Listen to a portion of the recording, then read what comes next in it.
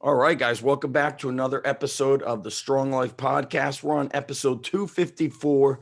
Alan Thrall, Untamed Strength in the house. I can't believe we haven't podcasted earlier. I know, Shame man. on me. Yep. I hear you. So 6 a.m. on the West Coast. This, come on, man. I like that. I like that already. You said yes. You said yes. You didn't care how early it was.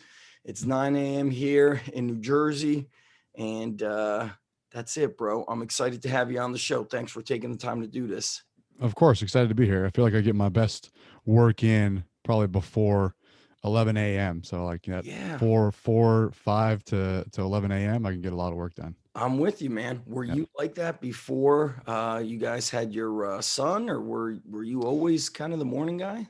Yeah. Always been the morning guy. I think, earlier now that I've got my son, but I've always been more productive in the beginning of the day than at the end of the day. By the end of the day, I'm just ready to call it a day and go to bed. So Yeah, no yeah. doubt. Also, I'm just remembering you. Were you in the Marines, correct?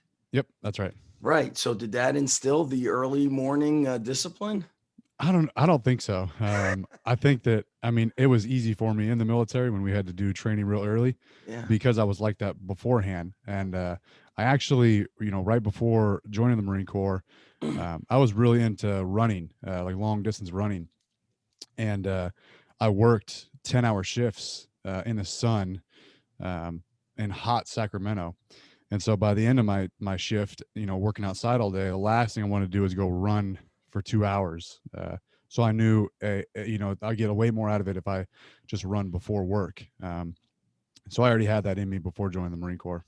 Were you a cross country runner, if I recall? No, no, I was No. a football player and I ran track Uh, in high school, but Okay. I just some weird turn of events and I just really fell in love with long distance running for a couple years. But yeah, so I would do my long runs in the morning before the sun even came up, before joining the Marine Corps. Did you see that movie with Kevin Costner? And he's the teacher, but it's based somewhere like way down in SoCal, almost on the border of Mexico. And he takes over the track team, and these kids just No, crush it because these kids would work on the farm with their parents after school. So they would run to school, they would do these morning runs, they would run on farms, on hills. Ah, I'm forgetting the name of it. I'll have to look it up, but super inspiring. You would love it. yeah, I would. That sounds cool. That sounds like a good movie. All right, I'll look that up for you. So, we're gonna jump right into this. You mentioned you're in Sacramento. I remember first coming across your stuff maybe a little bit after I visited Mark Smelly Bell in Sacramento, and I think I was out there 5 years ago or so. Who knows? Could have been longer. I wish I would have known. I would have, we would have connected. I was out there for like 2 or 3 days. And right after that is when I started coming across your information on YouTube. Great information. And I don't recall if you had your gym at the time, but I just remember coming across your info. So let's get into the start of not so much how you started training, but the start of the strength and conditioning in like the business aspect of things. Yeah, I would say that all started while I was in the Marine Corps. It's a long story that I could talk about for hours. People probably ask you this. Listen, Alan, I know people ask me all the time, how did you get started? And I want to say, dude, there's like 1,000 videos on how I got started. Talk to me about like fast forward to when you said, I'm going to do this as a business for a living. Yeah, so it was probably towards the last year or so, probably last year and a half, maybe even 2 years of my contract in the Marine Corps. I knew that I didn't want to continue being in the Marine Corps, and so I had thought, okay, once this 4-year contract ends, what am I going to do now? I don't want to just start from square one, go back home, and have nothing to do. That's why I joined the Marine Corps because I wanted a challenge, but also because I was a bit lost. I didn't know what to do. So I didn't want to fall back into that as soon as my contract ended. And so I just had to ask myself, what exactly do you want to do when you get out? And one thing I knew I didn't want to do was work for someone else or have a boss. I think just being in the military, I was just tired of being micromanaged and told what to do. And so I said, I want to do my own thing. And, during this time in the Marine Corps, I was obsessed, like the definition of obsessed. I was obsessed with weight training and strength training, specifically strongman training. Who are you Uh, kind of learning from being in the Marines? Internet is big, YouTube is big at the time. Who are the influences? yeah. So, you were one of them. I remember I had learned from a buddy about strongman, and he had said, "Hey, there's local competitions. You can sign up, amateur competitions." Yeah, So after doing a few of those things, I remember going to the computer lab on base, and it was real limited to what you could look at on the computer, and it was like a time limit and all that. But I would go to the computer lab and I would just type in the search bar strongman training, just to find something. And there was some stuff on T Nation and whatnot, but I found on YouTube. Initially, I found Elliot Hulse, yeah, and so this was probably like 2010 yes, timeframe, oh and yeah, so I found Elliot Hulse's stuff, and then I found your stuff, and I had found a guy named Chandler Marchman. oh I had yeah, found his stuff, and so these were. So when I had seen Elliot's gym, when I'd seen the way you were training athletes, this was the first time that I'd ever seen a gym or any sort of club or workout group that was training like this, or a gym outside of a commercial gym, because that's all I really knew was a commercial gym or a high school weight room. I didn't have this idea of a warehouse gym or training out of your garage or anything like that, yeah, training in a parking lot. And so, man, I saw that and I was like, this is the way to train. This is how everyone should train. And I really, really bought into it. So I would definitely say that Elliot Hulse was the first guy I came across, and yeah, he really motivated me, indirectly to start my own warehouse gym. And we'll talk more about it, but I tried to, kind of replicate what you were doing and what Elliot was doing. And I say that I did, but it was very challenging, and I learned a lot of stuff that I wouldn't have known without doing it along the right. way. Right. We did chat a few years ago, maybe 2 or 3 years ago. We chatted about kind of the organization slash setup of your gym because I think you moved to like a key club essentially, right? Or half uh, open gym style, half coach style. And the reason why I had reached out to you, I recall at the time, is a friend of mine, Alan, had a friend in Colorado that had a key club, a swipe access 24 hours, 7 days a week. And I don't recall how often the guy was there, but he had several hundred members. And I was like, wow, several hundred members without coaching and just like, spilling your energy out all day.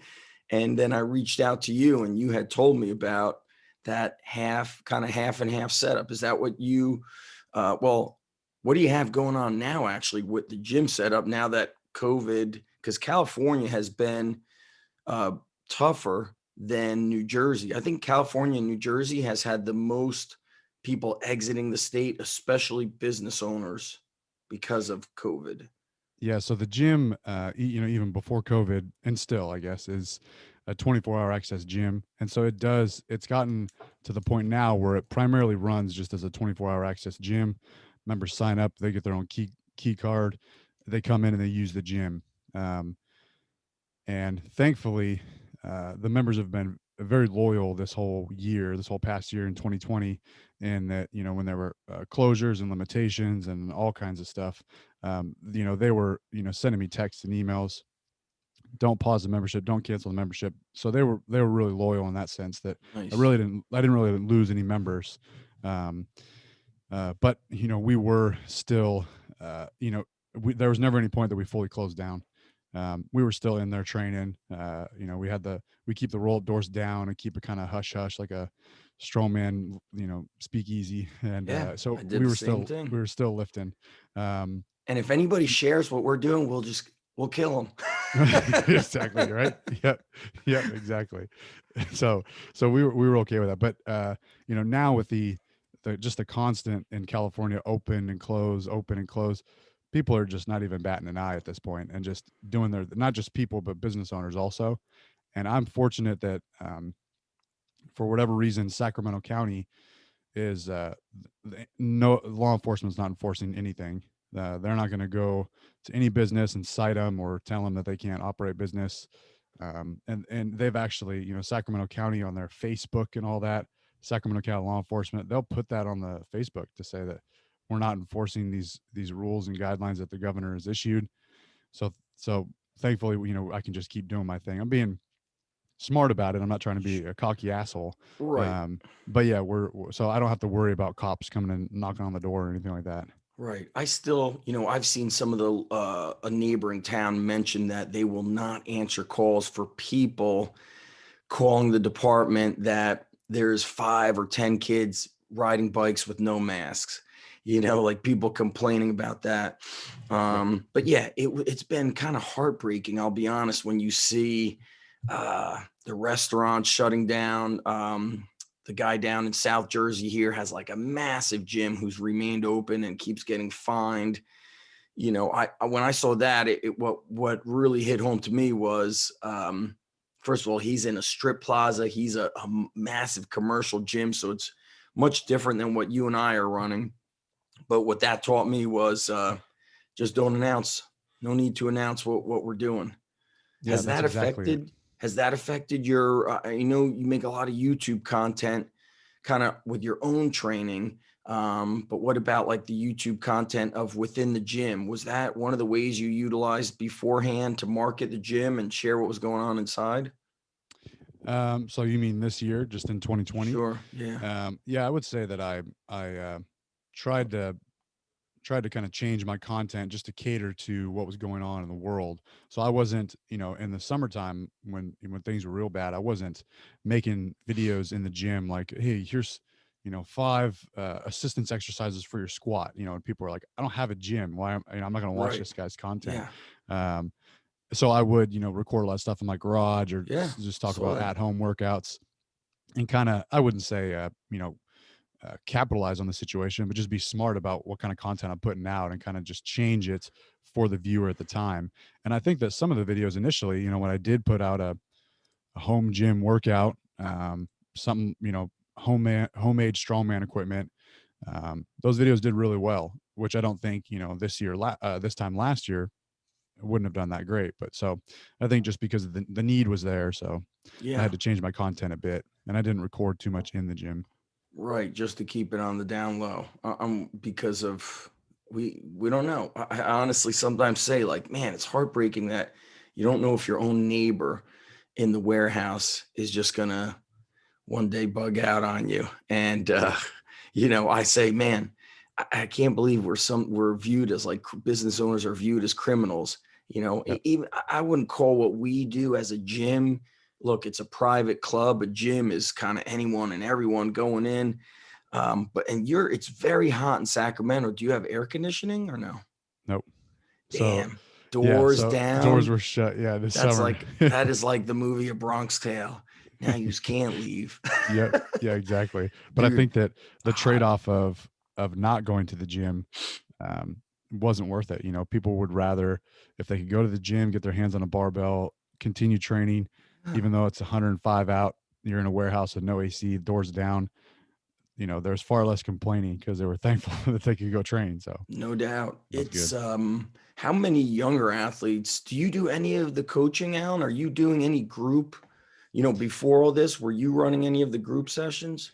Man, the gym started out as everyone who came in worked directly with me, and that wasn't a separate personal training rate or anything like that. It was more of me um, trying to coach everyone and shape you know, the attitude and the environment of the gym. It wasn't just, hey, I got a gym, everyone come in and do what you want. I was trying to train them the way I wanted the gym to, the gym members to be trained. And so I worked directly with everyone, whether it was classes or one-on-one. And it was like that for several years, probably a few years before I started to let members come in and just use the gym for their own training. What And I made think you that switch? Or how many hours were you coaching daily? And then what made you switch to that different model? I mean, I would say that I was at the gym all day, 12 plus hour days, but I was at first, but I was not training people all day because I could, it's a struggle to get members. But I Why would, did you struggle to get members in the beginning? just a new business. I think that initially, looking back on it, the problem that I was having was I was trying to cater to everyone. I was trying to don't turn down any clients, right? Don't turn down any members. And so I was training all types of people. And all that did was, one, it left people confused as to like, hey, tell me a little bit about your gym. And I'm sitting here rambling about, back and forth, this and that. They're kind of like, I'm not really sure what this gym's all about. And then I'm training people who I didn't necessarily want to train. Uh, Like who? and Who did like, you? if it was, there were at times where there was, older women, usually, sometimes it was an older man, who would just stumble upon the gym.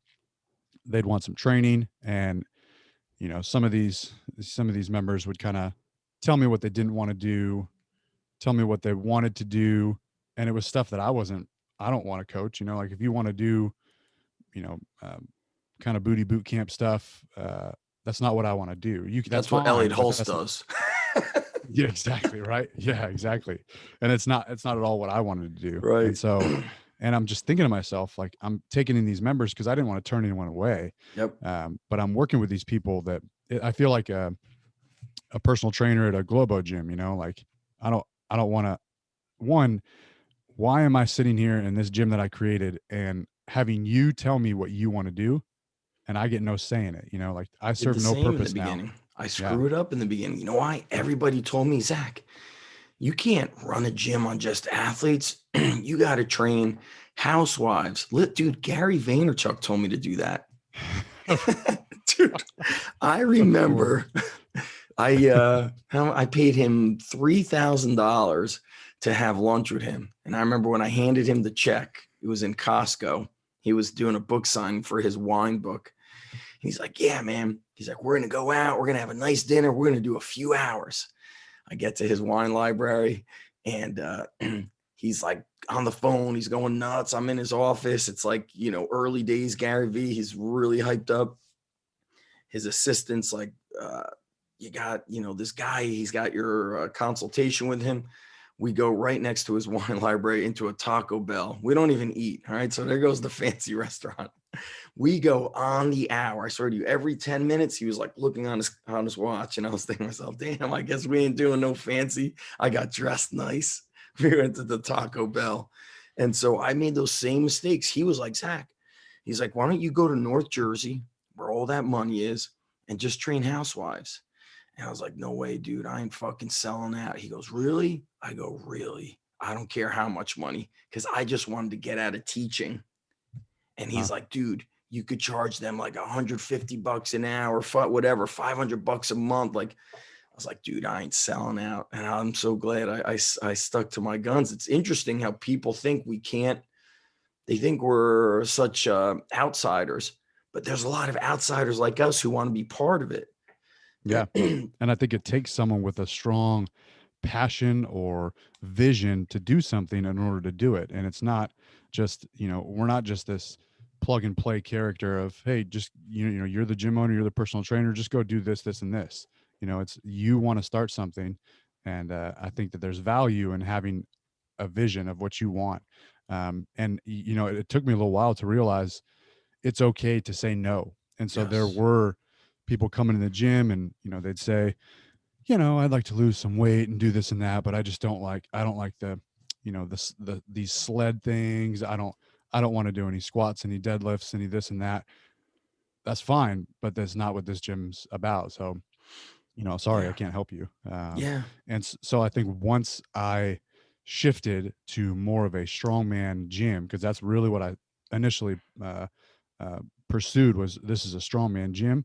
That's when things started to take off a little bit. I started hosting strongman competitions. I started to do a bunch of strongman group training classes, and that seemed to stick. And that's what I wanted to do. And so, yeah, even I look back at my first business cards, and it's like a untamed strength. It says like strongman, powerlifting, weightlifting, general strength and conditioning, athletic training. Like Ed just had everything, all the Yeah. bullet points, and I'm like, I'll just scratch all that off and just have I a still think strongman gym. I might have my first one. They were kind of like the size of an envelope. Oh yeah. and Mhm. they were actually pretty good. There were 4 athletics, it was testimonials, it was bullet points. I had studied Dan Kennedy, still do his older stuff. But it was interesting. I did listen to a couple people who were like, you got to train adults. And I just remember dreading when they would come in after the athletes at 7 p.m. And I was just like, man, dude, this shit ain't good. And I just Mhm. remember as it neared the end of the 1 month, and I told him, we've gotten so busy with athletes. Athletes are going to be coming in at the 7 o'clock time. And I could tell they just weren't going to last, these adults. So I was like, this is going to be our last month together. And I just recommend you train at the gym next door. And it was like a lie. I basically lied, but in my heart, dude, I still struggle with that. Like, do you struggle with that? Where like, if you don't want to do something, it's like no matter what money they're handing you, you're like, that's not me, man. I can't do that, right? Yeah, I've even recently learned that sometimes I'm just stretching myself a little bit too thin in directions that I don't want to go. Yeah, And I think that I do run into the dilemma of, you always got to be doing more, reaching out more, more, more, more. And I think that's true, but you can put all your eggs into one or two baskets. I don't have to do more and more in every single direction. And if there's things that I really want to do, I want to put myself fully to that. yeah. What's your So one yeah, or two baskets now?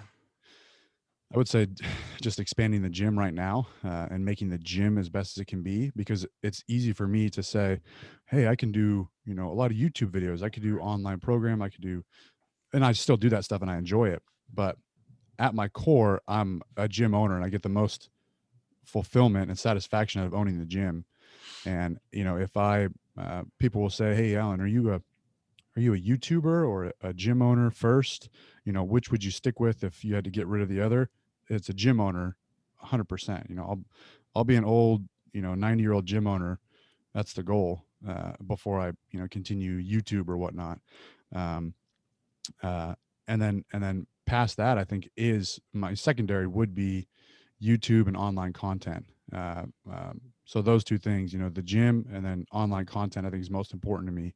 But there have been, a bunch of different people that I've just kind of bumped elbows with who are, can you want to do this with me, or, collab on this and Right. expand to this. And I just really don't want to. There are times when if it's, simple enough and I do want to do it, I'll do it, but it's not something that I need to put a bunch of energy towards. So, Do you think you changed when you became a father? Did that change your decision making? yeah, I think that, I think I really have learned, uh, how to roll with the punches better now that I have a son. And learning that, putting my family first, or putting them on my to-do list, is most important. Because I know I struggled, when he was first born. I was always wanting to, you know, go help out at the gym, go do gym stuff. And a lot of times it was, you know, to my wife, I don't have a lot of time, or I'm behind, or this and that, kind of making excuses, when Right. I really just realized I need to put her and him on my to-do list. You know what I Mhm. mean? It's not, I don't have time to do this. It's more of like, hey, this needs to be just as important as going to training a client at the gym. This needs to be on my to-do list also. No doubt. Um, and I think that, uh, understanding that there's always going to be work to be done with Untamed Strength. Yes. I would always want to clear my to-do list every day. Got to get all this done. Got to get all this done. Got to get all this done. When really I would know that, hey, if I get a good chunk of this done and there's some tomorrow, I'll take care of it then. So Yes. so it's just kind of shifting what's actually important to me. Right. Like, yeah, you could make yourself crazy trying to finish your checklist. And it sounds strange that you're like, hey, my family's on my to do list. A lot of coaches, strength coaches, gym owners, business owners, I've often said that, they tell you, oh, you'll have this freedom as an entrepreneur, but then you also have the freedom to never stop. And so you need to have a stop time, a start time. What, when my daughter was born, we lived at a different house, and I was really working a lot, teaching. The gym was brand new online, and my wife did a great job. She said, okay, on Saturdays, you could work until 12 noon. I don't know if it was 12 noon. I think it was 12 noon. And then after that, it's all family time. And it worked great. So we would take road trips. We would go to, like farms and just drive to a town 45 to an hour away and get lunch. And we just did stuff together. And, a good woman will just keep you on track and motivate you to do the right things, but also understand how to kind of structure you. I don't know, maybe men were just kind of like, we feel like we're machines. And probably I guess as a Marine and an athlete and a strongman and powerlifter, you pride yourself on being tough. And so you think you just keep going, but that could burn you out. Did you ever feel burnt out with business, Alan, or coaching or any of that? Yeah, absolutely. I think that my biggest problem, even still something I'm trying to work on today, is just feeling uh, feeling overwhelmed I always have to be doing something. And I always got to, if I'm, and that's what you said, you have the freedom to never stop, Yeah. which can be, which can be unfortunate. Even when I have done my to-do list, I have a hard time just sitting around, Sit and I down, never ever watch a do it. Netflix Yeah, movie. exactly. And Watch something with my I son, or know. just go on a walk with him. Oh, And yeah. I have a really hard time, much better now, but I had a really hard time just not doing something, because now I'm thinking about what else needs to be done, or you've always got to be moving forward. And so I feel like if I'm not trying to do that, I'm just at a stalemate, or You I'm feel being lazy. guilty. Yeah, you Yeah, feel exactly. guilty. I know. Yeah. What when COVID shut things down in mid-March, we closed until mid-June. Is that about how long you closed for? Yeah, so the gym never fully closed. I Oh, was still letting nice. the members come in, but I actually rented out, just gave a whole bunch of the equipment to the members, and so a lot of them were training at home in their garage. I checked out a whole side of the gym, just all kinds of barbells, plates, dumbbells, kettlebells, sandbags, and just took them all. So they were able to train at home, but there were still Mhm. some people coming in and using the gym. It was set up in a way that everyone's got their own key fob, so if I'm not, shutting the key fob system off, they can keep coming using the gym. And I feel like they're adults. If they want to make the decision to come in and use the gym, then they can. And so I didn't fully close, but I did stop doing. I run the strongman classes, the group classes at Untamed, and we did stop those. And I just tried to do my best to train at home, and it was really just out of solidarity for everyone who can't go to the gym. So I know it's, my gym, it's not far from here. I could easily just go in and use the gym. But it was more of, if everyone else is having to endure this suck, I'll do it too. Nice. And so I would train, in my garage. I had an old bent I barbell saw it. with Yeah. some old plates, Great and a couple videos. like, random strongman stuff. And so I was like, I'm just going to make do with this. And it was actually, I'm not going to say it was nice or a blessing, but it was kind of cool to get creative again. I Yes, feel like if I constantly keep outfitting the gym with newer stuff or better stuff, you tend to get spoiled. And you so do. it was nice to kind of go back to my roots and say, all right, I'm going to do some squats, and then I'm going to do some sprints, or I'm going to do some conditioning, or I'm going to do some squat jumps, and just kind of get creative. And it is nice to have, when you have limited options, it makes decision making easier. So yeah. Did you? I forget if you had a squat rack in there. Uh, no, I didn't. I had I had these big, huge truck tires that we had on the strongman gym, and Yep. they have collars welded into them where you can slide a barbell in. And so I would use those big oversized truck tires, and I actually put it on top of two kegs. So I put the tires, one tire on one keg, one tire on the other, and that was like a pseudo squat stand. And so Yeah. I would try to lift with that. I'll And then I pull would up just the do, videos. I'll make sure I yeah, link it in the blog. Yeah. yeah. And I would put, I would do deadlifts with those, and then I would even do like a floor press, lay down and I press saw that, that. or Yes, I I press remember that. overhead, stuff like that. I had an old log that I actually bought from Mike Bardos, MB Power Center, and it Yeah, was is one of he in his like old California? personal. No, he's in Ohio, Okay, he but he makes had like a the stones and or the yeah, rubber stones. Yeah, yeah, the Stone of Steel and all yeah, kinds like axles and stuff. Really good right. equipment. Nice. Um, Who's your gym outfitted by primarily, or is it a lot of different?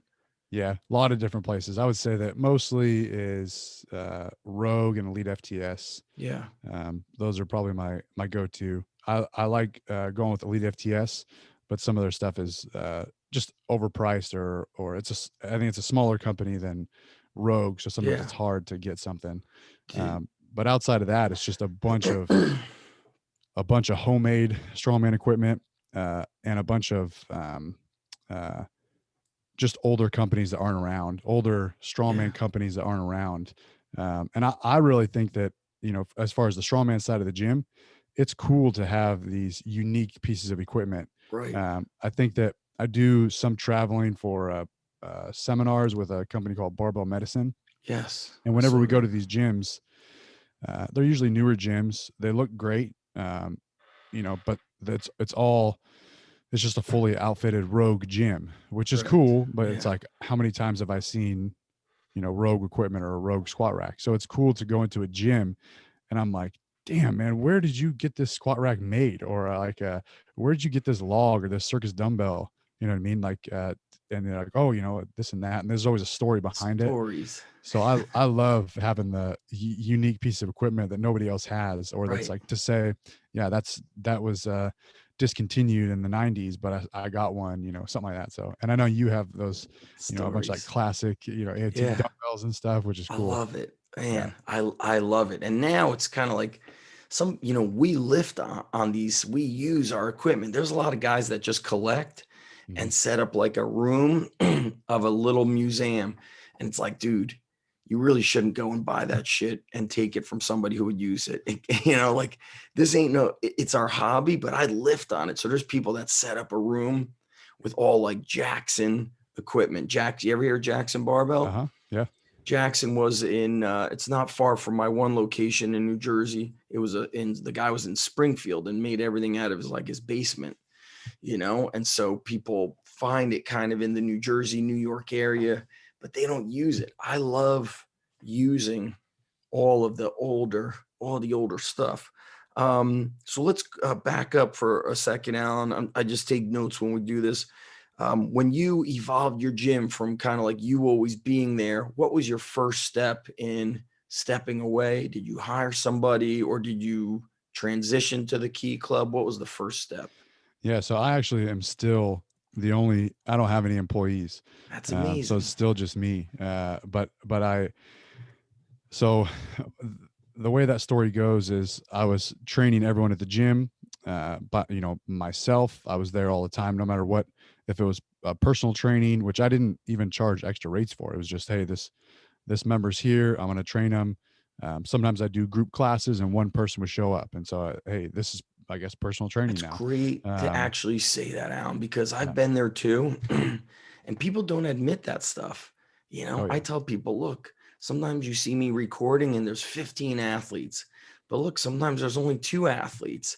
Um, Sometimes, that's just the way it is. And in the beginning, that is not odd where I'd have nobody would show up. And then I'd say, all Mhm. right, I'm going to train and record. I'm going to just utilize my time. So you're the only guy and have always been the only guy. Yeah, yeah, that's that 100% happen often.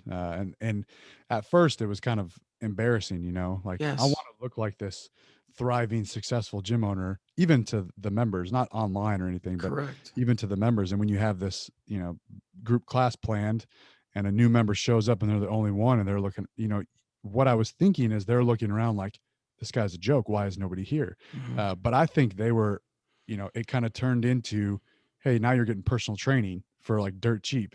Uh, and I think that they actually enjoyed that. They liked the one-on-one time, and I could actually talk with them about things they like doing and Yes, their goals and stuff. And it's so, funny. For yeah, so us, for us, we're right, scared. We're maybe even bored. It's one person. But then sometimes athletes will say, man, I like it when it's not crowded. Yeah. Yep. I'm like, Absolutely. yeah, man, I like when it is crowded. Obviously you're making more money from it, but I feed off the energy. Oh yeah. You ever feel like you're the most energetic guy in the room? You ever feel that way? Yeah. Yeah. And I try to be that way. Hmm. Um, but I think that it is very refreshing when the members are fired up and working hard. Yeah, And my football coach would say, I can't want it more than you do, and I right. kind of feel like that a lot of times. But at the same time, some people might be going to that class because they need some motivation, They and so need you've it. got to be there to give them that. So, It's but actually, especially in the college sector, a lot of the older strength coaches who are like mid 40s, 50s, they're like, we don't need the cheerleader rah rah stuff. And I get it. I would not be the kind of guy that would be dancing on a sideline or any of that. But when I'm coaching groups, I describe it as like a weightlifting party. Like, I don't know if it's rap or New York City house music or old Metallica, but like we're going nuts, you know? And I yep, think the athletes or even the adults, they love being around high energy people. Like I can't imagine your gym being successful if you were a dud. yeah, yep, Like yeah, and we're it supposed to helps be just to be fun. passionate about it. So, Yeah, it's supposed to be fun. yeah, When did you transition to that key, that yeah. swipe access? So it How was long did that take you? probably after 3 years of operating on that model that I've been talking about. There were some members who were saying, "Hey, I'd like to come into class, but I can't because I got a new job. So I got to cancel the membership, unfortunately." And I didn't want to see him go. And so it was happening a little bit more often. And so I'd say, when do you need to train, man? You can just come in, and I was actually a couple of the longtime members, I would just give them a key, not like a key fob, but an actual key to the door. And Sure. I was Yeah. like, hey, I'll go duplicate my key and you just come in and use the gym, because I want them to keep coming.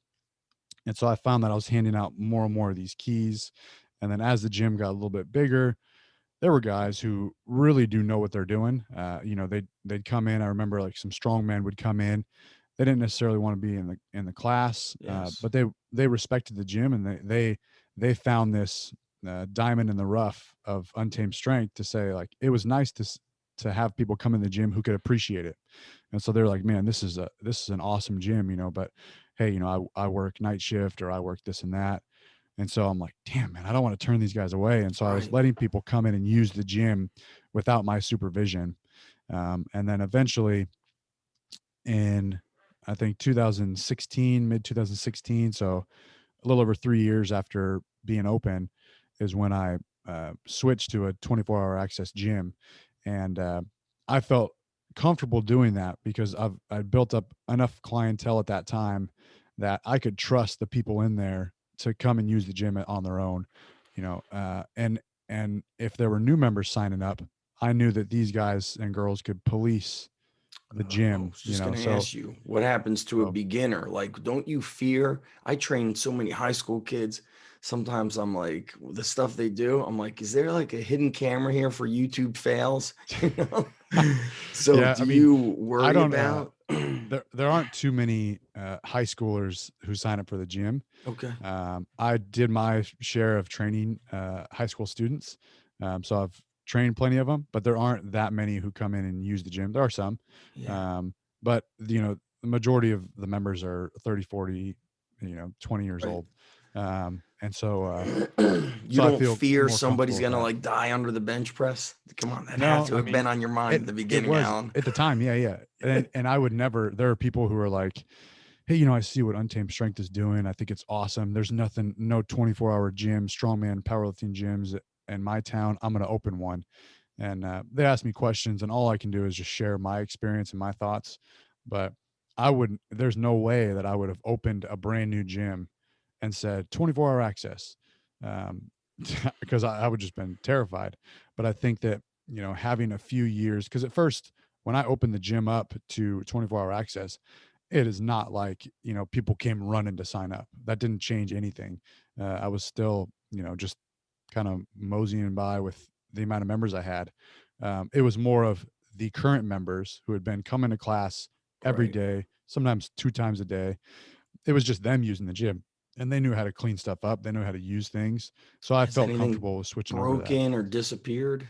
No, I thankfully never had any horror stories. I mean, sure, Dude, things will break, just out of just being used for a year and year, and but people are good about letting me know. There's never been any horrific accidents, never anything like that. Now, I won't lie, there has been uh, only a couple incidences of some freaking weirdos that signed up that I had to terminate their membership. what Um, were they doing? but dude, so one of them, I won't tell the story on a podcast. I We'll can do tell you, PG-13 version here. I could uh, I could tell you, off camera. But so basically, it was there's a lot of details to it, but it was basically some old guy, like I'm talking like maybe 70 years old, who was stalking one of the male members. And he signed up for the gym because that guy was going to the gym, and he was stalking him, and like showing up to his house outside of the gym, shit like that. Dude, It's the crazy. world never ceases to amaze me how strange Yeah, it is. The worst thing is, my kids are 14 and 12, so you got to teach them about crazy people, and I have a daughter, and it's like it's scary, yeah, but supposedly the world is safer than ever before, less, kidnappings and murders and all that stuff. That's what we just know about it more. yeah, yep. Oh man. Uh, So you know what is missing at my gym for like 2 months is one captain of crush gripper.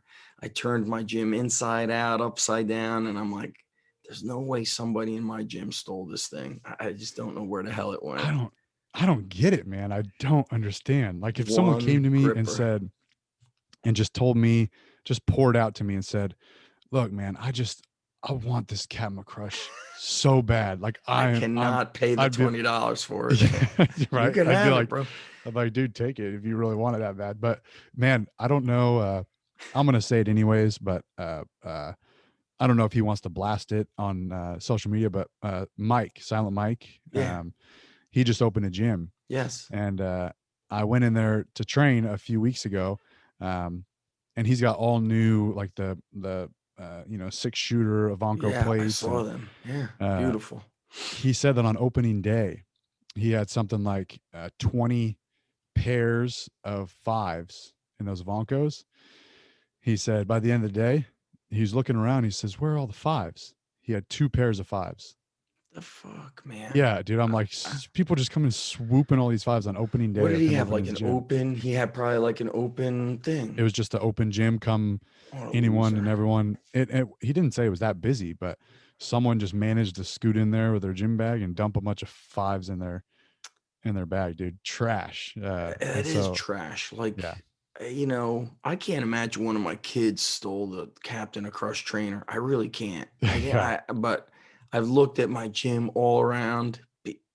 I just can't, But to hear that with Silent Mike, brand new spot, it's actually heartbreaking when people do, things like that, stealing, thieves. yeah, It's like, come on, dude. yeah. Um, a Silent Mike, I'm gonna say, hunt him down and end him, Yeah, I know, right? kill And him. he was playing it off like he's like, yeah, yeah, it happens, right? And I'm like, Does not. yeah, but like I It's guess it yeah, happens, but that's still like not. I don't know, but I don't know. Like he's got to put up his guard or keep an eye on. I don't know, but it's yeah. just And really where's he in shitty. Sacramento He's also? in Sacramento, also. Yeah. Yeah. So when I was up in Sacramento, he was still working with Mark. They Hmm. were inside of a beautiful gym, down. It's like downtown. I forget what it was called. Uptown Strength, Midtown Strength. Oh, so you were then? Yeah, yeah, yeah. That's where. So that was Midtown Strength Conditioning. That was the one with That like they've got like the red walls and the multiple painted. rooms. Yeah, Yeah. They that's where were. Mike is now. Oh, he's in Midtown He's Strength. in that same gym. That Yeah. place had like these multiple rooms. They had one room where there was like a mural painted against the wall. It looked like Hmm. there was like a whale or sharks. Yep. The place Yeah, was that was beautiful. Midtown. What's the guy's name? Carlo? No, so I think the main owner then Oh, was Milo. okay. I never Um, met the owner of the building, but the guy who owned Midtown Strength and Conditioning.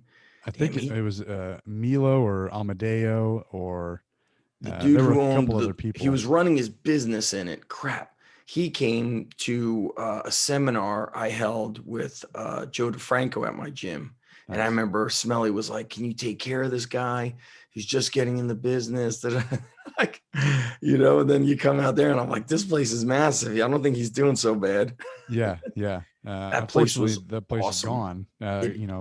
It, They've just closed up shop, and now Mike's taken over. I think that I don't know all the details, but I think that he tried to uh, he just let too much go, and like just brought in way too many people, not members, but too many trainers and all that. yes, And so he I think wanted to expand beyond his abilities, and so he was bringing in all these trainers. And then there's when you bring in, if you think about if I think about me bringing in a whole bunch of other people, uh, it's just more room for clashing, it's or just the differences of ideas. And I don't want to have to like, if I want to do something with the gym, I don't want to have to run it by a bunch of people. too many chefs in the Anyways, kitchen, bro. exactly. Too And so it many. just fell apart after that. Yeah, I like how look, I've been the only coach at my one location since COVID. I furloughed my guys, but my guys work elsewhere. My one guy's at a Division 1 university. The other guy is at Crunch Fitness full time. I think he's full time or at least putting in 25 hours. So that wasn't their only gig. But me being the only person, I do 3 groups a day. Fridays, I do 2 groups. Saturday, I do 1 group. I do 15 hours a week. It's not a Yeah. lot. Yeah. Yeah. Yes, That's solid. 15 hours a week. And so I'm the only guy. My other gym has a full time guy, and then Saturday is one person, Sunday is another person, but then I manage them. I get a Friday is a team update through email. Then the individuals on Saturday and Sunday have to send an email afterwards, or just keep everybody on the same page. I try not to micromanage, but here and there you have to go in and say that's not how we do things, Yeah. or Absolutely. this is how you got to step it up. But when you have nobody to manage minus yourself, that's easy, right? Yeah. Managing people is very hard. I don't care how many Hmm. books you read on leadership and all that shit. Like, managing people is super hard. So you've got the Key Club, and are you running groups now, or is it just going Key Club with all this COVID stuff? Yeah. I do just a handful of classes a week of just the strongman stuff. So I used to do barbell class, just strictly barbell stuff, but found a Yeah. lot of challenges with that. The What strongman stuff, what I was think challenging most about the people. barbell classes? So if you got, I mean, if I was to, in short, you got a whole bunch of people coming in for this barbell class. You got some guys who have been squatting for, 10 years, some guys who are just learning how to squat, some guys squatting, 95 pounds, some guys squatting 395. So you've just got all these different ability levels. Right. And if we're going to do an hour workout, this one guy's, warmed up and through his working sets in less than 10 minutes. And another guy's still warming up. He's got 4 plates on. He's still No warming up. doubt. And so Yeah. trying to manage that in a group setting was really difficult. And I'd want to be pushing the pace of like, all right, we're done with squats, we're going to go over and do some sled work. And these guys, like, I only got like, I haven't finished my squats yet and That's whatnot. right. So it was tough to manage that. And also I found that the class setting was really just me working one-on-one with the newer members who needed Yeah. help. The other guys know how to squat or whatever log press. So I'm just working with this guy. So it was like, didn't work well. Right. And so what I actually did, the next step was I'm just going to post these workouts and give kind of a window of people to come in and do these barbell What workouts. do you post it on a Um, whiteboard, or you have a yeah, it TV would just be, monitor? it would be at the, not anymore, but it would be at the gym where I put it on the whiteboard. And then we'd kind of go through this time of, hey, this window of time we'll do the workout.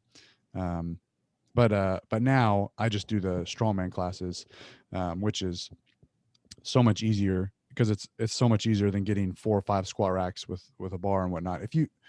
But anyways, so I'll have, lanes of like I call it heavier, heaviest, Nice. lineup. And so you kind of hop in wherever you'd like. And Right. the strongman classes, they know they're there to work and they're there to move quick. And so we would, How we could long is power a through class? workouts. Is it They're an hour long hour? class. Do They're hour long you classes. feel like you run out of variations since, what do you have? You have the log, the stone, the tire, the sleds, the Yeah. carry implements. Do you ever feel like, man, we're just doing the same stuff? Or how do you vary it?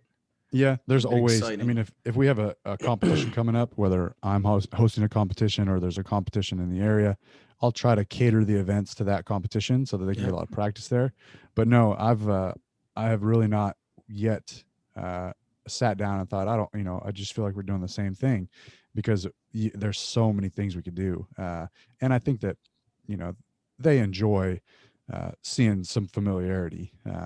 So even though we're doing farmers walks again, they're fine. So sometimes we'll do a heavy farmers walk. Sometimes we'll do a lighter, long farmers walk. Distance. Sometimes we'll do crazy stuff of like this whole like quarter mile farmers walk. So we get all Elliot used kinds of to do that. stuff. I remember Yeah.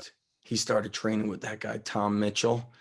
Hmm. And Elliot was like, everything was like density work, like 20 minutes of this, or flip the tire all the way to the end of the street and all the way back. Yeah. Just like, I also wonder if like Elliot thinks that stuff is what tore up his body in those early days when he tore his bicep and things like that. I attribute a lot of my injuries when I was training.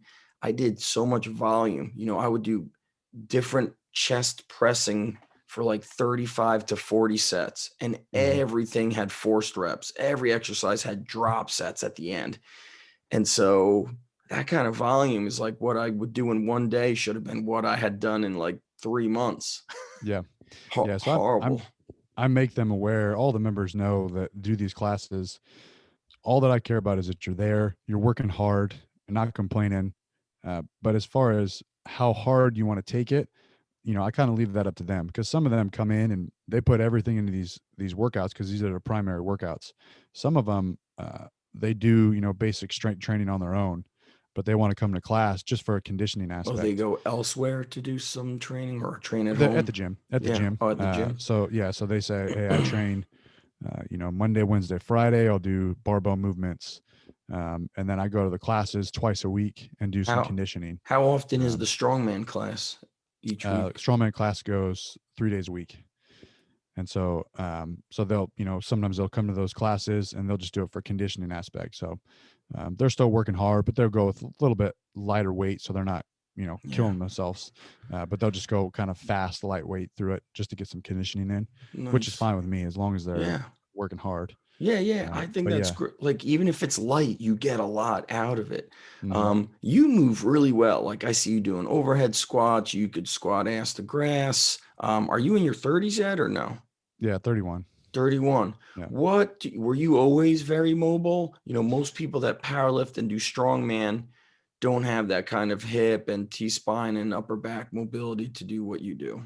Yeah. I think I was fortunate. I started lifting weights in 8th grade and it was in preparation for high school football. And I remember the local football coach came to the middle school that I was at, and he talked to all of us at lunchtime. And he said, if you want to play high school football, you need to get to the weight room. And so he opened up on the summertime the summer camps that the incoming 8th graders could go to. And so I would go do those workouts. And I was fortunate that my first exposure to lifting weights was not, floating around a gym doing chest flies and cable stuff and machines. It Like me. was, yeah, we would go into the weight room and the workouts were, you know, uh, power clean or Olympic, variations or complexes where we do, like jump shrugs and high pulls and power Wow. cleans. And then we do front squats. We do sprints, we do overhead press, we do pull-ups, and we do partner stuff like partner, ab exercises and push-ups. And that was all we Damn. did 4 days a week. And the classes were, the workouts were, he'd turn the music up as loud as he can. What There music was was he there was playing? no, yeah. Oh, What it did he was play? it was all like 80s, metal. So it was good music. Yeah. That is great. and What a and great he would, program. I know it Sprinting, was high really, really pulls. good. Yeah, there was even a hill out back, and we'd run the hills, and it was not at all an open gym of like, hey, you guys want to come in and use the gym or work out. It was show up. If you are late by even 10 seconds, uh, you're going to run laps. And it was very like militaristic, and I didn't question it at all. I loved it. I just kind of thought that that's how lifting weights was. I didn't understand this concept of Yeah. just like floating around the gym and hanging What a out on the great treadmill. introduction. And yeah, It's I loved it. hearing We all, that, it sounds the high school I coach at, we have a hill right outside, not super steep, but a nice incline, 20 degrees or so. And I'm like, man, if we could just squat, jump, throw med balls, sprint, do cows, like we're good. yep. What's tricky though is like now I'm like, I don't know if the kid is late because of him or because mom and dad are running around. Mhm. So I don't want to punish the kid because then, it's like you're so Yep. worried about what the parents are gonna say, and you're like, it's different. Whereas I shared the story with kids on my team during winter break.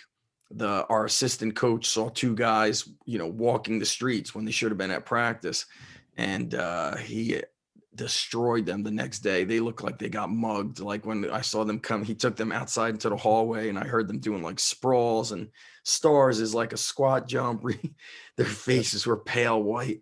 I was like, oh man, Coach Mike just destroyed John and Jack. He like they looked like they were mugged and didn't know their zip code. Yeah. Well, I mean, So once we got to like, the varsity team, yep, we pretty much all have our license. We were all 16, 17 yep. years old. So if you're late, it's your fault. When you have your But license, that's yeah, right. I yeah. like But that. That is we a were, good rule for me to apply. yeah, when you have your license, don't be late. Yes. But, we would all warm up together. So we'd all meet outside. We'd have these numbers and we'd line up, like a, military formation almost. Yes. And we'd warm up together. And Who warmed you up? The coach or the the coach team it'd be, captain? yeah, team captains. And so, but the coach would have, he obviously taught us all the warm-ups, and so we knew what to do. What'd But you we'd guys show do up for a and we'd warm stand. up? At first there was, a little bit of standing in place, and we'd do, like, uh, trunk twists, arm circles, and stuff like Yes. that. And That then, stuff's still great. oh yeah, yeah. Yeah. And then, like, uh, count push-ups, like 1, 2, 3, Yeah. and then we get in line single file, and we do like, high knees, butt kickers, Beautiful. stuff like that. And so it was good It still warm-ups. works. Yep, absolutely. That It's stuff much better still than, works. getting to the gym and laying down on the ground and foam rolling or something. Right. And it's structured so we can all follow it. But yeah, we'd get on formation, and we would see someone running in. If the group would get in formation, we'd see someone running in. Coach would just yell at him. She's just Thrall, keep running. And so they just run and they just go do laps. Because And they the were other late. guy would, how So many, what was the punishment of laps? How many? probably until he told you to stop. So you just be out there, keep I running. am taking this But approach, man. I can't. Next week, our schools are open, or at least my high school that I'm at is open. Man, this has been a mess with the high school kids. Have you noticed like an emotional change to the adults? They've at least been keep coming and training with you, but high school kids, gyms were closed in New Jersey. Most of these high school kids didn't find a place like ours where I coach out of. And man, I had kids, I didn't see them for 6 months. They didn't do one squat in 6 months, minus the times they sat on a toilet bowl. It yeah, destroyed them mentally. I yeah, mean, I cannot imagine. Thankfully, my son's not in school. I couldn't imagine, one, having kids at home and not having them go to school. Two, I couldn't imagine like my high school without football or without being in class. yeah, That I can't. sucks. That sucks It bad. sucks for the kids. It's so time sensitive. It's not like they're gonna go back to it in a couple years. So And they that's don't, you know, kids today, they're not going and pushing trucks and sprinting hills. It was very few are finding a way. And what's interesting is you would think, Alan, with guys like you, Elliot, who have like big followings on YouTube, you'd think that kids would find that information and run with it. But I was shocked at how many did not, because they man. spend so much time on their phone. Yeah, I don't know if it's. I sound like an old timer saying kids these days, but I People don't like when coached. I say kids today. They're like, there he goes again. Your age is showing. Yeah, before I'd opened Untamed Strength, I went and coached my old high school. I went and coached the football players. I actually went to talk with an old coach that I still knew who was still there. And I said, can I just take over the weight training program for this summer? He didn't really know what he was doing, this particular coach. And he said, please do it. So Nice. I coached these guys.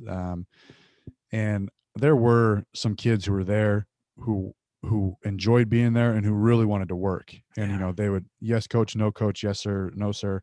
They wanted to work. But man, there were plenty of kids who, one, it's cool to like buck up to authority, or it's uncool to listen to what you're told. But there are other kids who I would just, I wanted to ask them, have you ever like handled a shovel or like dug a hole or done anything, Yeah. anything physically challenging? They were just, it was almost pathetic. And it wasn't that I would, ever be mean to them. It was more like, what have your parents been doing? Like, it's good that you're taking the step to play football. Um, but good Lord, what have you done for your whole life? I was afraid, not afraid to play football. I just thought I was undersized in high school. My sophomore year, I would probably, in the off season of wrestling, I was probably 160 something. But there were juniors who were like 235. I'd see them in the weight room benching 3 plates, not prop, they had their feet up, they were hip bridging, but they were benching 315, Still pressing strong. 135, still strong. Yeah. Coach Wojcik was like, Zach, why don't you to come out for a football team? I'm like, Coach Woj, like, I'll get fucking killed. I'm like, look at the size of these guys. They're huge.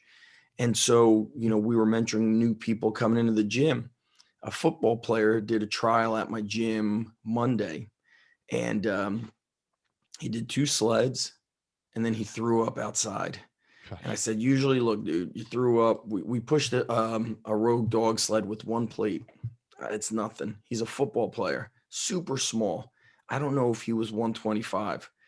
Here I am at 160 lifting weights every day thinking I'm small. These kids play. Like, I don't know if they're stupid or what. Yeah. Yeah. So he throws up. I said, dude, somebody throws up, I'm usually done. Now back in the day, old timer talk, I wasn't. I was like, oh, you're gonna fucking quit? You're gonna quit and you ain't coming back. Now it's like, all right, you threw up. Okay, it's gonna be all right. Just take a break, you're done. He's like, no, I'm good. I'm good. He does some calisthenics, he does farmer walks with 26-pound kettlebells. He throws up outside again. He's like, I don't know what's wrong with me. I go, you played football. Don't they Yeah. run you? Aren't you lifting? And then I said to him, I go, dude, you can't come back. I go, you need to drink milk. You need to get better at calisthenics. You need to put muscle on. I go, you look like you're 120 pounds. And I said that, and I was saying to myself, if I lie to this kid, that's on me. I need to tell him that he's weak. And Yeah. you can't be throwing up because you pushed the sled twice for 100 feet. And then I had a 7th grader do a trial yesterday. Football, baseball, no longer wrestling. First year not wrestling, but he did pull-ups, he did farmer walks, he jumped hurdles, he did sprints with us, and I called them suicide sprints. I'm like, I know it's not politically correct, but we're doing Yeah. Yeah. suicide Yeah. sprints. Yeah. And he did it. And that's a kid who's working. And then look, I got kids, thinking of how many videos you make. I'm like, we need a teenager to start his own YouTube channel because I got 16-year-olds telling me Yeah. they don't know how to turn on a stovetop to make eggs. I got a kid who's at home. He does the virtual school, 7th grade. I go, what'd you eat today? He's like, about 25 chicken nuggets. I said, UMFer. That's why you look like shit. You look pale, like and now I got to email the parents. I'll go on a rant here. So, all right, Alan, let's close out with, I got one question for you. Then we'll close out with one question that you want me to talk about. So you were talking about how you want to grow and evolve your gym. What does that look like to you, evolving and growing it? So right now, I actually have a next door location. So originally in 2016, I've got my spot, and then in How big is 2018, that spot? that's about 4,000 square feet, Oh, that's big. next door became available in 2018, and I was able, I wouldn't say I was completely ready to do it, but it was an opportunity I didn't want to miss, so I expanded over to the next door location. So we got two 4,000 square foot spot, so Oh, 8,000 damn. square feet total. And then there's another small spot, which is the third location next door that I want to move into, and that'll be an additional 2,000. Why do you need more and more space? Are you getting more and more members? So I would say that it's more and more members, but a lot of it is when I want to be the like premier strongman training location, and there are a lot of things that you have to cover if you want to offer all strongman needs. We've got Gotcha. enormous Conan's wheel, we've got 800-pound tires, we've got power stairs, we're gonna get Fingal's fingers, and so Oh, all this huge strongman stuff takes up a lot of room. who makes the Fingles fingers? Who So makes it? those you would have to. I go to a steel, Fabricator. Yeah. yeah, scrap yard, and Oh, then you can find like huge 6, 8, or 10-inch pipe that's they make logs out of, yes. and so you just cut segments of that and then have someone fabricate whatever you need. And so a lot of that stuff, yeah, you can't buy Fingal's fingers off a Rogue, Right. but so yeah, just having that stuff made and then putting it over there. So just really continuing to outfit the gym, and make it as big as I want to handle. Meaning, I don't want Untamed Strength to be a chain with 10 different locations and all these employees and all that. I don't want, you had actually talked about it recently on an IG video. I don't want huge gross income, And with shitty with net. with shitty net income. Exactly. So I don't want to expand past what I'm ready to handle. Yeah. And I think that, with just me right now, eventually I'll get employees, but with just me, I want to kind of maximize what I can handle. And then, cross that bridge when we get there. But just continuing outfitting the gym and making it, I would say, the best, strongman equipped gym in the area, um, and continue building the community. I'm thankful that I've come across some really really good members who, some of the things we talked about in this podcast. Having great people as members of the gym really helps me, because I don't have to be at the gym policing a bunch of jackasses bouncing around the gym doing a bunch of silly stuff. These members can kind of, in a sense, do it for me, or Do you they can, interview the members before they sign up, yeah. or have some sort of a, here and there? I've seen gyms where they have a 24-hour, they like test you on exercises before they allow you Yeah, access. there's no physical test beforehand, but I do want to talk with you beforehand. And really the questions I ask are, are you training right now? Where are you currently training? And why are you wanting to join this gym? And there are times when, most of the time it's people who are actually into barbells, into powerlifting, into strongman, and they want to do that. And I'm like, perfect, come on in. Um, uh, but at times, especially this year, with the few times that I was accepting new members, with all the gym closures, I just said, I'm not accepting new members because all kinds of people were flocking in trying to sign up. No doubt. And there were guys, showing up who, just, this one guy in particular, but he was not an exception. There were a bunch of guys like this.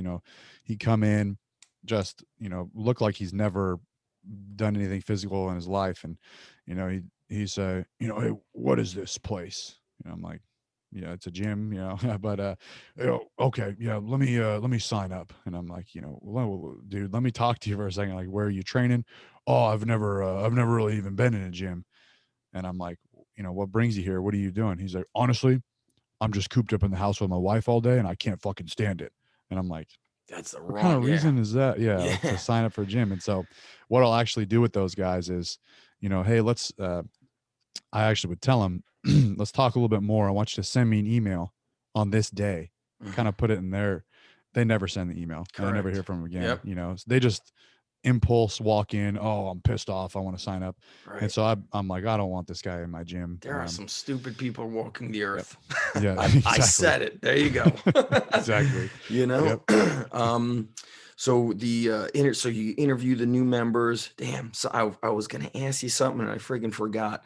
What about Alan? You know, you'd probably have done a lot of podcasts. You get so many questions on YouTube, on Instagram. Is there a question? I ask this question often. Is there a question you wish people would ask you more about, or a topic? Man, I don't know. I'd have to really think about it. I'm sure something will pop up in my head later on in the day, but there's nothing that stands out. Um, because I guess I've talked about any sort of how to get into lifting weights or any sort of technique, uh, and starting the gym and whatnot. Or I feel like it's all been asked. There's nothing I can think about. I will say, Yeah. I would like fewer questions on uh, the the small details of weightlifting as far as like technique and really analytical technique questions. I think that's the biggest shift in the content that I put out or my YouTube channel is I think that a lot of people have a problem with paralysis by analysis Yes. of just thinking way too damn much, or diagnosing themselves with all sorts of issues or why I can't do this and this and this and You this. never get strong And that way. yep. And so I wish there were fewer questions about that, just small details. And I don't know how many times I read an entire email, just huge block of text, and I'm not dismissing their problems. I'm not trying to be short with them, but my honest response, what I want to put is, just go to the gym and train. Stop thinking about it. Like, that's honestly the answer. Yeah. Like they just want to figure out everything, but they're not doing anything. And so those small questions of, I feel like, Strange how people get into that. You start overthinking everything where you're just like, man, let me grip the bar tight. Let me squeeze my back under it, get low, explode up. Boom, yep, done. End of story. All right, I'm going to bench, shoulders down tight, grip the bar, drive my legs down to the sternum, explode.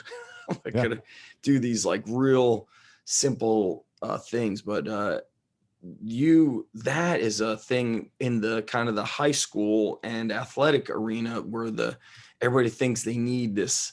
I'm a hockey player. I'm going to do something special, or I have hockey tonight. I shouldn't do these calisthenics, where it's like you're talking about running and then doing your 10-hour manual labor job. When we hang up, I'll send you that video with Kevin Costner. Dang it, man. Those kids, I can't remember it, but he's way down in SoCal on the border of Mexico, and these kids were running like through farms. They do it early in the morning because they had to work on farms after school. Because that was what like that whole area was. They were farmers. And love so it. damn, what a great movie. So last question. Are you using any software for programming, whether it's in person or at the gym? Like if somebody wants, or do you just send them a Word document? What do you Yeah, it's usually a Google Sheets document, and there's Yeah. a format that I have that I kind of works for pretty much everyone. Yeah. And it's because it's a Google Sheets document, it's a live document. So Yes. I'll usually send them a few weeks at a time. Hey, here's the first 4 weeks, and if I need to make any adjustments, I can do it on my end. It'll be available on their end. Or if I update it after 4 weeks, I'll post it there. But yeah, it's usually a Google Sheets document with this template that I have. Nice. I almost think, Alan, like your gym might be there's a gym, I don't want to say like yours, but there's a 24-hour gym like a few towns away. And I think some aspect of that is going to be the future. Mhm. People don't want to be around, they don't want to be locked down to a schedule. They want freedom. Um, it's interesting that you have primarily adults because my gym up in North Jersey, we have adults in the morning. That's who we primarily lost, is the adults. I said, all right, adults are probably lifting in their garage or doing Peloton and dumbbell work and stuff like that. We picked up more athletes, but I don't know what the future of gyms are, to be honest. I think the big chain gyms are in trouble. Mhm. They're Yeah, in I trouble. mean, hopefully things do, go back to how they were. But even if bigger gyms opened up, if I don't know, I don't if they were to spread equipment out or whatnot, but just try to make do. But I agree. I think that the smaller, tighter knit community or the warehouse type gyms, I think Yeah. will keep pushing on. Nice. Well, dude, this has been awesome. Alan, what's best way for people to follow you? They got Untamed Strength on YouTube, Yep. on Instagram. What about websites or Website's trainuntamed.com. And trainuntamed.com? yep, trainuntamed.com. And if anyone's in the area, in the Northern California area, they can check the gym out. So What about when's the trainuntamed.com. next strongman competition? It's a good question. I'm thinking about this summer, maybe even this spring. It's more of kind of, organizing things based off of uh, California, Right. being up in the air. S- Um, but yeah, mu- I would like to do myself. I'd like to compete in March. They do California Strongest Man on Huntington Beach. It's a competition out on the beach, and it's a blast, fun competition. So I would like to compete then. Have you But as done far that one as already? yeah, done that a handful of times. Okay. I've It's a probably really, really seen cool video show. footage of you. Yeah, it's a fun show. What have did you win that competition? No, so I passed. I think my best placing was a fourth place was Does best because I know I Metroflex missed host the. that? They're in Huntington Beach. They host it. No, it's called it's a gym called East Coast West Coast Strength, and it's a guy named Nice. Scott Bringle who used to he's from Jersey actually. You can tell just by the way he talks. But he came over Yeah. years ago and started like this strongman training crew back in like the early 2000s. Yeah. And so yeah, it was kind of like this East Coast West Coast feud that he just made a gym called East Coast West Coast Strength. Yeah. So That, it was that cool. was how I any strongman lifter in the early 2000s. They were lifted in garages. I saw guys that were training out of like scrap yards and tire yard. Near my gym was a tire yard, a tractor tire Hmm. yard. And I'd Yeah. go and bring Dunkin' Donuts stuff, and the guys would take a forklift, pull down tires, and Yep. come back 30, 40 minutes later and then say, all right, thanks, Zach. Bye. Yeah, yep. I'll actually show you a video of they call themselves Freak Factory, and I'll show you a video, old YouTube video of Scott. The strongman training they used to do, and it was just Yeah. in this in a neighborhood because they would put all this stuff in their garage. Right. But yeah, speaking of the scrapyard thing, I remember one of the first strongman training videos I saw when I was looking through, Elliot's stuff and your stuff was Mark Felix training in Oh, in like yeah. a, That a junkyard. video It's like the in black a and white video. junkyard. What a great And video. yeah, and I just seeing that, I was like, man, I would leave, commercial gym for this any day. Yeah. And so yeah, that video is also just sticks in my mind. Yes. To So see how people train. He's out on one of the islands, right? Is that where yeah, he's, yep. where is he in He's Trinidad? yep, that's where he's from. Yeah. I think now he's in like England. Oh, But you're yeah, right. You're right. but yeah, Yes. yep. Cool, man. So trainuntamed.com, Untamed Strength on YouTube and Instagram. Selling a lot of gear. What else do you sell online? You have ebooks? No, I'm actually. I used to sell some programs, and then I wanted to better those programs because a lot of people were asking questions about them, and I was like, now I think you should do, this, and this, and I was just kind of adjusting the program so much that I took them down, and I'm actually working on a new strongman program. So it's going to be kind of a two-part. One of the programs is going to be a very basic free program for just someone in a garage gym with limited stuff, Yep. basically lifting and carrying stuff. Beautiful. And then the other one will be a paid template that's a little more in depth. So Yeah. And then that should who be out edits within the your next month. videos, Alan? You do all that on your own? Yeah, I do all that. One man army, baby. Yep. Yep. Excellent. Well, dude, this has been great. Hang on while I shut it down. I want to thank everybody to listening. This is episode 254. Give Alan a follow. A lot of educational, inspirational stuff. Just a great dude. And please share it. Leave a 5-star review. And we'll talk to you guys soon. Alan, hang tight, my bro.